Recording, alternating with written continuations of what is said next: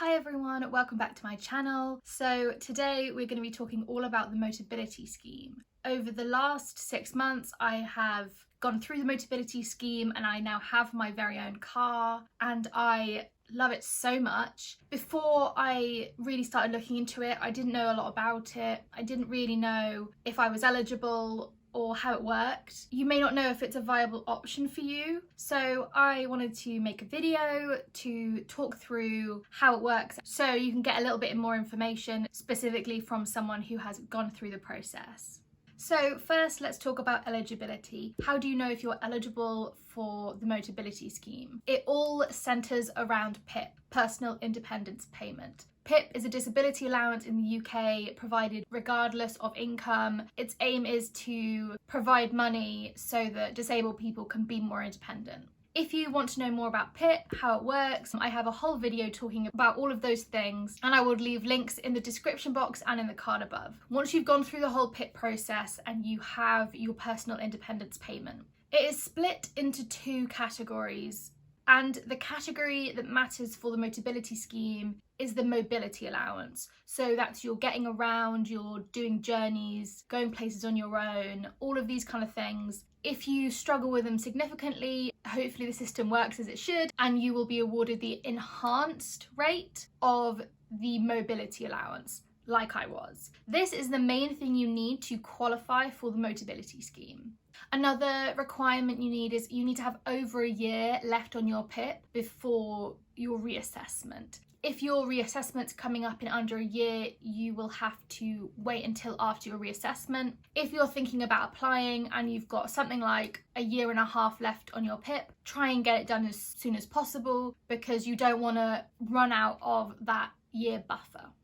Okay, so what do you get and how much does it cost? Your PIP enhanced mobility rate in 2024 is £303 a month. This is what you swap for the car.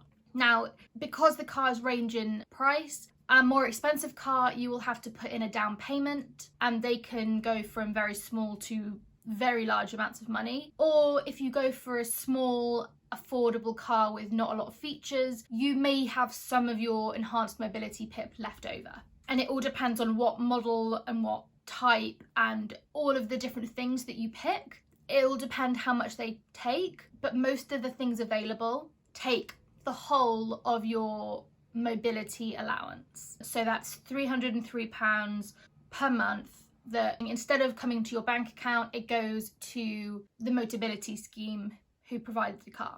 On top of that, as I said, you may have to pay an upfront payment. This can be nothing. It could be as little as £30, it could be a couple hundred, it could be several thousand. It all depends on what vehicle you choose, the kind of features, the size, the regular things about buying a car. The more expensive the car, the more you're going to have to pay from your own money. The car I chose in the end was a Renault Clio Techno Hybrid, lots of words, which takes the whole of my enhanced mobility payment, and I also had to put in somewhere around 300 as an upfront payment. If you are interested in the costs of the other cars in a similar range that I also looked at, I have a whole video on my Motability process that you may be interested in. In terms of the upfront payment, it can be very daunting, especially if you don't have the extra money. But the Motability Scheme currently, as of 2024, has a new vehicles scheme, which means for your first car with Motability, if you've not had a car with them before, you will be eligible for a payment of £750. And for me, my cost being 300 and something meant that I got all that money back and more. So after I had the car, I received a payment of £750 from the Motability Scheme, which I'm using as petrol money basically now, which is obviously a great help. So again, if you're thinking about doing it soon, I would recommend you do it before the end of the year because currently it says that the scheme is until the end of 2024. Whether they extend it or not, we don't know. So I would say don't wait until early 2025, for example, because you may not get the £750 and that's a lot of money. Provided that your PIP continues with your enhanced mobility rate, you can keep the car for 3 years, and at the end of the 3-year lease, you swap it for another one. You can't keep the same car for longer than 3 years, unfortunately. For me, that would probably be my preference. I don't really like change. I don't really want to have to think about it again. I love my car so much. I think, though it's too soon to tell, I wouldn't be surprised if I just got the same car again, but the updated model, because I really like it.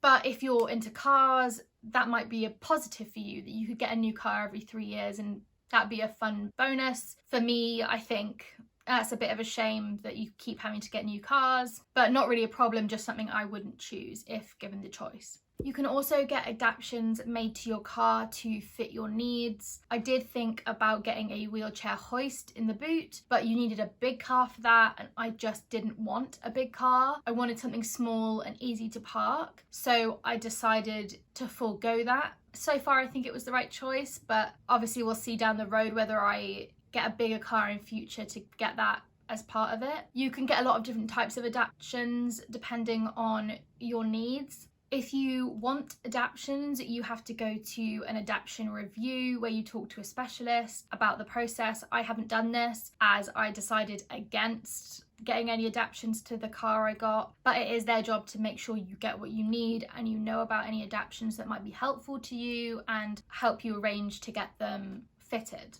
Motability also does a thing called a worry-free package, which basically means you get a lot of things automatically as part of the car. The insurance cover is done by Motability, servicing sorted out by Motability, breakdown cover sorted out by Motability. You can get a charge point installed in your home by Motability. They'll sort it out for you. All of these things come as part of the monthly price. You pay your enhanced mobility rate and you get insurance already. You don't have to sort it out. You get breakdown cover and you don't have to sort it out. And also road tax, you don't have to sort it out. For me, these are a big advantage of Motability cars in comparison to getting a regular car. That is a lot of steps, hassle, phoning people that you don't have to do on the Motability scheme because it's pre-sorted out for you by them. It gives me personally a lot of peace of mind to know that I have insurance, I have breakdown cover. I got the car and someone handed me a leaflet and said, this is your breakdown cover, this is your insurance. They just gave these things to me, and there was no planning and deciding what was the best price and calling people and all of that stuff. I didn't have to do it. And for me, that is brilliant. The insurance also allows you to have up to 3 people registered, allowed to drive the car, and none of them have to be you. If you can't drive, you can still get a Motability car and have your mum, your best friend, your partner drive you around. You don't need to be the driver. And if you want to be the driver sometimes, but also other times you want to be driven, there are 3 slots. Me and my mum are both on my insurance, so when I can drive, I drive, and when I need someone else to drive, she drives. And it gives you that flexibility. You can also change the people on your insurance. If something changes and you move and you're now closer to someone else, you can add them onto your insurance and take off someone you're now further away from, for example, so that it's the most efficient and helpful thing for you. So the people who are close by and most available to help you can help, can drive you places, can pick you up, can whatever they need to do, because you can add them to the insurance. Being able to add someone to your insurance at no extra cost is so brilliant. When I was sharing my mum's car, I barely drove it because I would have to call the insurance, add myself on for the day every single time, and obviously pay them. Whereas this, my mum's just on my insurance always, and there's no extra cost involved because it's this whole package. So we don't need to put her on and take her off as she drives. We can just leave her on all the time because we're not racking up costs. And I think that is a big benefit. So what I chose was a Renault Clio Techno Hybrid. So it's a hybrid engine, electric and petrol. It's an automatic because I wanted something for easy driving. It has an electronic handbrake, again for easy driving. The boot fits my wheelchair, which was my #1 priority. I also have room for my friends, so I can drive my friends around, which I really enjoy. It connects to my phone, things for accessibility, things for ease of use. I think it's a lovely car. Some of the, I think, best features for me, the automatic is great. It reduces a lot of my anxiety about stalling and getting a quick enough start at busy junctions. I also don't need to use my left foot when I'm driving and do a lot of clutch control, which saves energy. My automatic handbrake saves me energies. I don't have to like pull it up. I have a proximity based key, which I love because when I'm holding things or using the walker or whatever, I don't have to use one of my hands to fish my keys out of my bag and press the button. I just walk up to the car and it opens. I walk away from the car and it closes. That's a big benefit for me. It has cruise control, and I have done a motorway drive, and once I was on the motorway I put the cruise control on and I could take my feet off the pedals, and obviously I stayed at the same speed I was going, but my legs could rest. What a great invention. So that greatly reduces the difficulty of long journeys and the potential to get leg cramp and all that kind of stuff. The only thing I find difficult about driving is it makes my hands hurt. After about an hour of driving, my hands start to hurt from holding the steering wheel. It's a very dull ache and it's not a problem. They don't cramp, they don't have a significant issue, but I'm not sure there's a way around that.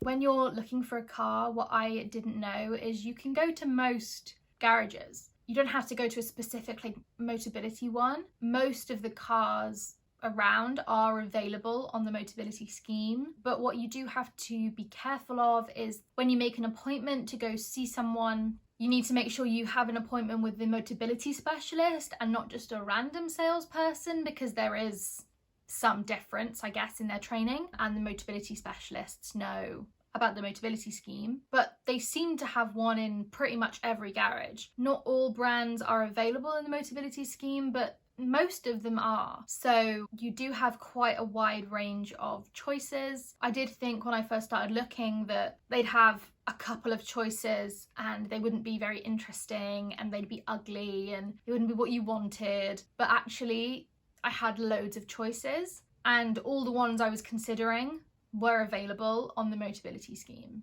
If you want more information on the process of my Motability journey, I have a video. I will link it in the description and in the card. But final thoughts are that I love my car. I am so glad I went through the Motability scheme. I am so grateful to all the people who told me about the Motability scheme, the people who I talked to who explained to me how it worked and helped me out with it. Really made a lot of difference, because before I really understood how it worked, I didn't really think I wanted to do it. I didn't think I wanted to go through the scheme, and I'm not entirely sure why. It wasn't so much a logical thought as a feeling. I just didn't want to, but it has been so brilliant. I spent so much less money than I would have had to if I'd gotten a regular lease of a car, and I've gotten a significantly better car with a lot more functions than I would have been able to afford if I'd not gone through the Motability scheme. And having a car has made such a difference, and especially now that I'm back at my parents' house, having a car is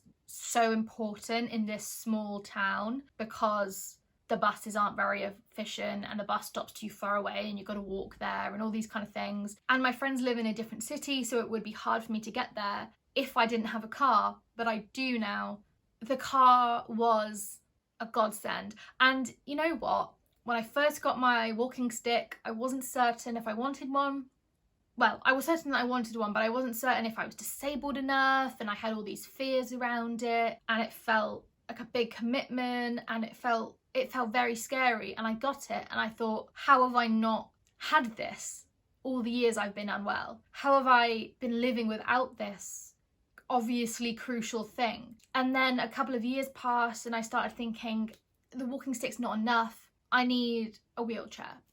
And I got a wheelchair, even though I was afraid, I was scared. It felt like a big thing. I had a lot of conflicting emotions about it.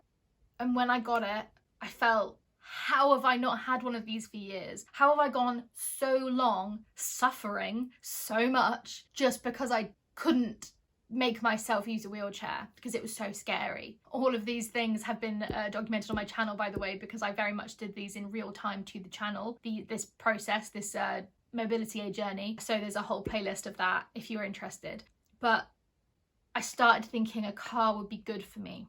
And in the end, it was scary and I wasn't sure if it was necessary. And it felt like a big commitment and all of these things. Same story, absolute same story. Obviously, a car doesn't have the same stigma that a wheelchair and a walking stick have, so it didn't have quite the same types of fears, but it was very much a similar thing of, but you live in a small city and walking everywhere or getting the bus is better for the planet and blah, blah, blah. And I had so many reservations, but I think logically I knew it would be good for me. And oh my God, it's the same story again. How have I lived for so long without this? And why did I make myself live without it for years? How many times does one person have to learn the same lesson? Well, it's at least 3 so far, but if you're wondering whether this would be right for you, I can't speak for everyone, but for me, it has been amazing. The process was not as terrifying as I thought it would be,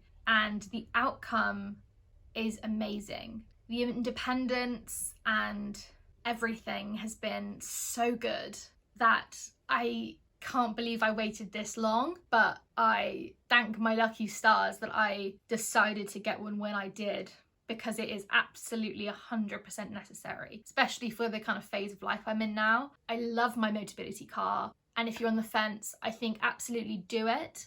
If you think it would help you, if you think it would help you get out more, if it would help you be more independent, if there's any benefit, I would say do it. Because for me, it's been so amazing, such a big thing. 100% recommend. Thank you for watching this video. Hopefully I answered any questions you had. If not, leave them in the comments. And I will see you in my next video. Bye!